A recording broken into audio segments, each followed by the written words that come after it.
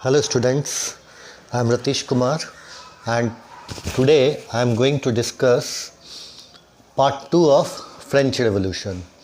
In my last video, in part 1, I already discussed the event of 14 July 1789 in which people of France stormed Bastille, the fortress prison of the king. People stormed it. I already discussed it. Then I already described French society. I already discussed the three states of France. Today we will see in detail how was French society during the late 18th century. French society कैसा था late 18th century में। तो जैसा मैंने पिछला video में बताया था कि हाईली इनइक्वल सोसाइटी था, सोसाइटी में असमानता भरा हुआ था बिल्कुल, क्योंकि मुट्ठी भर लोग 5% लोग पूरे सोसाइटी पे कंट्रोल किए हुए थे और 95% लोग दबे कुचले थे। सारे मेहनत वो लोग कर रहे थे जो 95% लोग थे, वो थर्ड स्टेट कहलाते थे, सबसे नीचे का स्टेट, मतलब तीसरा वर्ग के लोग, सामाजिक वर्ग। स्टेट का मतलब वर्ग। और फर्स्ट स्टेट और सेकंड स्टेट, फर्स्ट स्टेट मतलब जो मैंने बताया था क्लर्जी, जो रिलीजियस पीपल है, चर्च में काम करने वाले लोग जैसे फादर हो गए, पोप हो गए, चर्च पीपल, वो क्लर्जी थे फर्स्ट स्टेट के लोग। और सेकंड स्टेट नोबिलिटी थे, मतलब लैंड लॉर्ड्स, जो किंग के मतलब कंट्रोल में रहते थे, जिनको किंग ने लैंड दिया हुआ था, और ये सारे किसान लोगों से टैक्स वसूलते थे, नोबल के लोग, नोबिलिटीज़ लोग। तो ये दोनों सारे प्रिविलेज लिए हुए थे, सारा प्रिविलेज इनको था, सारा राइट्स इनके पास था, लेकिन इनको कोई लाइबिलिटी नहीं था। लाइबिलिटी का मतलब टैक्स नहीं देना होता था इन्हें। और जैसा मैंने बताया था कि थर्ड स्टेट को सारा लाइबिलिटी था, सारा टैक्स उन्हें था, उनके ऊपर बहुत बर्डन था और उन्हें कोई प्रिविलेज नहीं था, उन्हें कोई राइट नहीं था। तो हम लोग फ्रेंच सोसाइटी को समझेंगे कि ऐसा क्या हुआ जो इतना बड़ा रिवॉल्यूशन हुआ, इतना बड़ा मूवमेंट हुआ। सबसे पहले हम लोग थोड़ा सा किंग के स्टोरी को समझे। लुइस, वहाँ पे राजा कौन था उस समय, who was a king during that time? King was Louis 16। In 1774 he ascended the throne. 1774 में वो थ्रोन उसको मिला, वो राजा बना था, और उसकी शादी हुई थी एक 20 साल की लड़की से जो ऑस्ट्रिया की प्रिंसेस थी, मैरिया एंटोनेट से शादी हुई थी। तो जैसे वो राजा बना तो उसके सामने बहुत बड़ा प्रॉब्लम था, पूरा उसका ट्रेजर एम्प्टी था, मतलब उसका पूरा खजाना खाली था। ऐसा क्यों था? क्योंकि उस समय फ्रांस जो है पूरे दुनिया में युद्ध कर रहा था, पूरे दुनिया में लड़ाई लड़ रहा था। उसकी मेन दुश्मनी ब्रिटेन से थी, दोनों में राइवलरी थी, मार्केट को कैप्चर करने के लिए, कॉलोनी बनाने के लिए।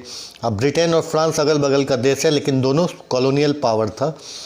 तो फ्रांस अमेरिका में भी सपोर्ट कर रहा था, अमेरिकन वार ऑफ इंडिपेंडेंस को फ्रांस सपोर्ट कर रहा था, क्योंकि अमेरिका का 13 कॉलोनी ब्रिटेन के कंट्रोल में था। जो आज का मॉडर्न यूएसए है उसमें पूरी तरह से ब्रिटेन का कब्जा था।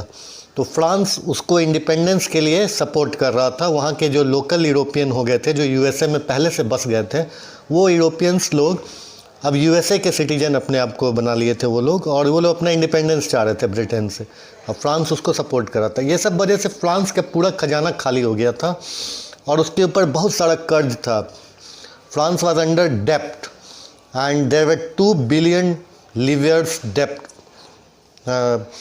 For France. उनको इतना कर्ज इनके ऊपर फ्रांस का था, क्योंकि इंटरनेशनल मार्केट से फ्रांस ने ये कर्ज लिया हुआ था, ये डेप्ट लिया हुआ था, और उसे 10% इंटरेस्ट देना पड़ता था। सो फ्रेंच गवर्नमेंट को अपने बजट में सारा इंटरेस्ट पेमेंट में ही खर्च करना पड़ रहा था। तो इतना उसका बजट था, तो उसमें वो क्या करता, लोगों के लिए उसके पास कुछ करने के लिए था नहीं। रेगुलर एक्सपेंस था उसका, मेंटेनेंस करना था आर्मी पे ऊपर, कोर्ट के ऊपर, गवर्नमेंट और universities. So government was to maintain all these institutions and government was force to increase taxes.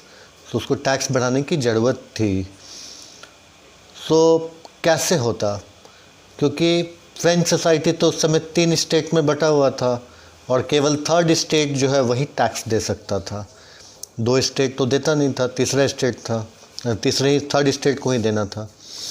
और उस समय का जो सोसाइटी था फ्रांस का, वो एक फ्यूडल सिस्टम का पार्ट था जो कि मिडिल एज से चला आ रहा था। मतलब यूरोप में जो मिडिल एज था 12th century, 13th century, 14th century, 15th century, ये सब मिडिल एज कहलाता था। उस समय से एक फ्यूडल सिस्टम चल रहा था यूरोप में। फ्यूडल सिस्टम मतलब लैंडलॉर्ड और लैंडलेस क्लास। तो ये दो क्लास मतलब फ्यूडल सिस्टम कहलाता था कि जो लैंडलेस है उसको कोई राइट नहीं, सारा टैक्स उसको देना है। तो ये एक सिस्टम चल रहा था वो मिडिल एज से। उसी समय से उस जो रेजिम था उसको ओल्ड रेजिम बोला जाता था। फ्रेंच रेवोल्यूशन से पहले जो फ्रांस में जो सरकार थी, जो किंग जिसका हेड था, वो ओल्ड रेजिम कहलाता था। तो ये सब 1789 के पहले तक ये सब सिस्टम चल रहा था। और फ्रांस में जो स्टेट्स था हमने ऐसा डिस्कस किया था फर्स्ट पार्ट में, first state, second state, third state, ये सारी बातें। अब इसमें हम लोग ये देखेंगे कि जिसमें पीजेंट्स जो थे, किसान लोग जो थे, उनकी पॉपुलेशन 90% थी पूरे फ्रांस में, 90%। और उसमें इस 90% में सिर्फ थोड़ा बहुत, मतलब बहुत small number of peasants own land, they cultivated. मतलब जिस लैंड को वो कल्टिवेट कर रहे थे उस लैंड में उनका अपना मालिकाना हक बस कुछ ही किसान का था। और सारा लैंड में से 60% लैंड जो है नोबल्स के कब्जे में था, चर्च के कब्जे में था, और थर्ड स्टेट के कुछ अमीर मेंबर्स लोगों के कब्जे में था। और बाकी दो स्टेट के लोग जो थे, जो क्लर्जी और नोबिलिटी, उनको सारा प्रिविलेज था बर्थ से ही, जिसको बर्थ प्रिविलेज बोलते हैं, और उनको कोई टैक्स नहीं देना था। तो जो फर्स्ट दोनों स्टेट वाले थे, क्लर्जी और नोबिलिटी को, और नोबल्स जो हैं उनको सारा इसके अलावा भी फ्यूडल प्रिविलेज था, जिसमें कि फ्यूडल ड्यूज़ था। और जो किसान से ये लोग ड्यूज़ लेते थे, वसूली करते थे, फ्यूडल ड्यूज़, टैक्स के अलावा नोबल्स लोग ये सब लेते थे। और पीजेंट्स को इनके घर में सर्विस भी देना रहता था, जरूरत पड़े तो आकर के इनको सर्विस देना पड़ता था, मतलब सेवा करना पड़ता था उनके घर के अंदर, उनके नोबल लोगों के ज़मीन पे, उनके खेत में इन लोग को आकर के लेबर की तरह खटना भी पड़ता था। इसके अलावा जो थर्ड स्टेट के लोग थे, पीजेंट लोगों को, स्पेशली किसान लोगों को आर्मी में भी काम करना पड़ता था, रोड वोड भी बनाना पड़ता था जब हो तब। इसके लिए उन्हें कोई सैलरी वगैरह नहीं मिलता था। चर्च जो था, जो कि फर्स्ट स्टेट में आता था, क्लर्जी में, वो टैक्स लेता था अपना, जिसको तिथेस बोलते हैं।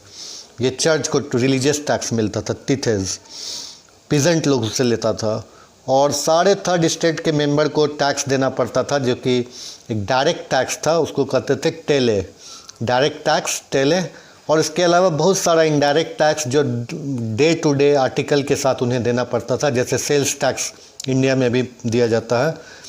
जो हम लोग कोई भी सामान यूज़ करते हैं तो उसका टैक्स देते हैं, उसे ही वहाँ पे सारे थर्ड स्टेट वालों को जो भी सामान यूज करते थे उसमें उनको इनडायरेक्ट टैक्स भी देना पड़ता था। तो सारा जो बर्डन था, सारा टैक्स देने का बर्डन था, वो सिर्फ थर्ड स्टेट पे था। तो इस तरह का सोसाइटी था। तो इससे कारण ये हो गया कि वहाँ पे स्ट्रगल होने लगा सर्वाइव करने के लिए। फ्रांस का पॉपुलेशन भी 1715 से लेकर के 1789 आते आते 5 मिलियन बढ़ गया। मतलब 1715 में 23 मिलियन था और 1789 में 28 मिलियन हो गया, मतलब 50 लाख लोग बढ़ गए। पॉपुलेशन 50 लाख बढ़ गई थी।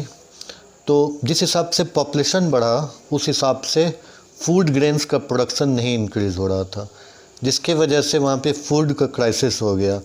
और ब्रेड वहाँ पे स्टेपल डाइट था, मतलब डे टू डे खाने का लोगों का ब्रेड था, जो कि बहुत कम, मतलब जिसकी कमी हो गई थी। और जितने भी वर्कर्स काम कर रहे थे उन लोगों को फिक्स वेज मिल रहा था। और दूसरी तरफ ब्रेड की कमी होने की वजह से ब्रेड का कॉस्ट बहुत हाई हो गया, खाने पीने का सामान का दाम बढ़ गया था और वेज नहीं बढ़ा था। तो इससे क्या हुआ कि पुअर और रिच के बीच का भी गैप काफ़ी बढ़ गया। जो अमीर है वो ज़्यादा अमीर हो गए, ज़्यादा पैसा कमा लिए, और गरीब और ज़्यादा गरीब हो गया। तो ये सब को लेकर के, इसके अलावा वहाँ पे ड्रॉट हो गया, काफ़ी ज़बरदस्त सूखा पड़ गया और वहाँ पे सारा फसल भी बर्बाद हुआ due to hail also. So all these things led to subsistence crisis. Subsistence crisis का मतलब होता है कि जब एसेंशियल थिंग्स, ऐसा सिचुएशन, ऐसा एक्सट्रीम सिचुएशन जब एक बेसिक मीन्स ऑफ लाइवलीहुड भी लोगों को नहीं मिले, जैसे कि खाना या कपड़ा, ये सब चीज़ की भी अगर शॉर्टेज हो जाए तो उसको सब्सिस्टेंस क्राइसिस होता है, कहते हैं. तो ये सब्सिस्टेंस क्राइसिस जो है वो फ्रिक्वेंटली हो रहा था ओल्ड रिजिम में. तो इससे वजह से वहाँ पे ज़बरदस्त सोसाइटी में प्रॉब्लम बढ़ गया था. इनइक्वालिटी के साथ साथ लोगों को खाने पीने का भी सामान का प्रॉब्लम हो गया था. So students, so now I have already discussed about French society. So in my next video, part 3, I will discuss about emerging middle class in French society. अब कुछ 18th सेंचुरी में फ्रांस में middle class भी emerge करने लगे थे, जो पढ़े लिखे थे, जो ट्रेडर्स क्लास थे, जो उसी में कुछ लोग टीचर्स थे, प्रोफेसर्स थे, डॉक्टर्स थे. ये लोग मिडिल क्लास थे. इन लोगों के पास राइट्स नहीं था, प्रिविलेज कुछ नहीं था, इन लोगों को लाइबिलिटी था. इन लोगों में से कुछ लोगों ने लिखना शुरू किया, कुछ लोगों ने दुनिया भर की किताबें पढ़ी. सो इन लोगों ने फ्रेंच रेवोल्यूशन के लिए स्टार्ट किया middle class. So in my next video I will discuss about growing middle class during the 18th century. So all the best and have a nice day. Thank you.